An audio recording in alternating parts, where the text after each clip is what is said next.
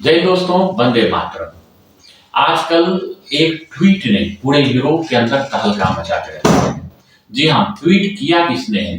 Tweet किया है एक बहुत बड़े बिजनेसमैन, एक्स ग्रुप के मालिक, एक्स जो कि पहले ट्विटर हुआ करता था, टेस्ला कंपनी के मालिक, बड़े बड़े उपग्रह बनवाने वाला जो कंपनी है उसका मालिक एलन मस्क जिसका नाम है। जी हाँ, उन्होंने ऐसा क्या ट्वीट कर दिया जिससे कि पूरा यूरोप ही नहीं, पूरा इस्लामिक देश, यहाँ तक कि भारत के भी जितने इस्लाम धर्म को मानने वाले आदमी हैं उसमें एक हाहाकार मचा के रख दिया है।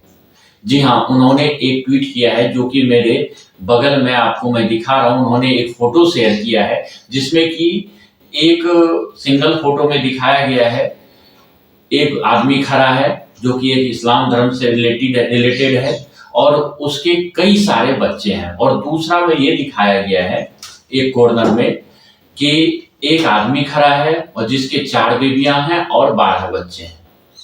एक्चुअली ये ट्वीट इसलिए किया गया है भाइयों एलोन मस्क के द्वारा क्योंकि कुछ दिन पहले एक वीडियो वायरल हुआ था डेनमार्क का।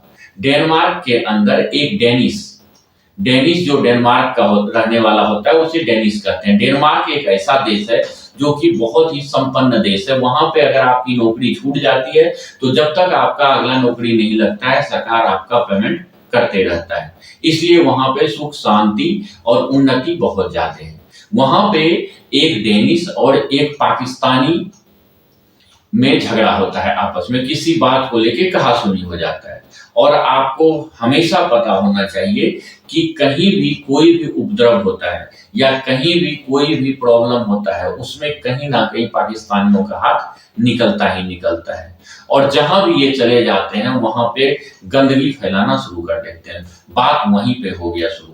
पाकिस्तानियों का हरकत देख के डेनिश ने कुछ बोल दिया तो पाकिस्तानी जो आदमी था उन्होंने डेनिश को ये धमकी दे रहा है, और वो भी क्या, चारों तरफ पुलिस खड़ा है, पुलिस के सामने ये धमकी दे रहा है कि अभी तुम डेनिश इतना लाखों कुछ सालों में हम पाकिस्तानियों की स्ट्रेंथ यहाँ बढ़ जाएगी क्योंकि हम यहाँ पे 10-10 12-12 बच्चे जन्म दे रहे हैं, और तब तुम पॉपुलेशन में कम हो जाओगे, फिर हम जो चाहेंगे वो करेंगे और तुम्हारी नहीं चलेगी।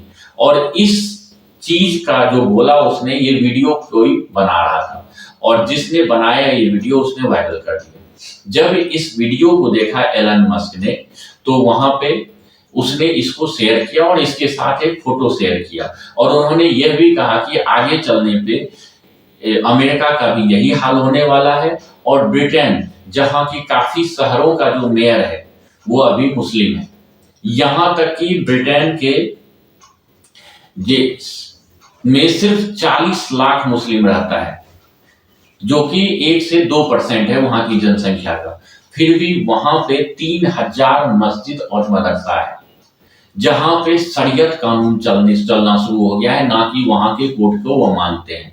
यहां तक कि ब्रिटेन के अंदर आज के डेट में शरीयत कानून के अलावा इनके लिए कानून भी अलग है, और इनके वोट बैंक के कारण ये कुछ भी करें, चाहे कुछ नौकरी करें और चाहे ना करें, इन्हें आवास दिया जाता है सरकार की तरफ से, इन्हें नौकरी दिया जाता है सरकार की तरफ से। जब तक ये बेरोजगार हैं तब तक इन्हें खाना, पेमेंट, सैलरी, मतलब एक दामाद की तरह इन्हें रखा जाता है।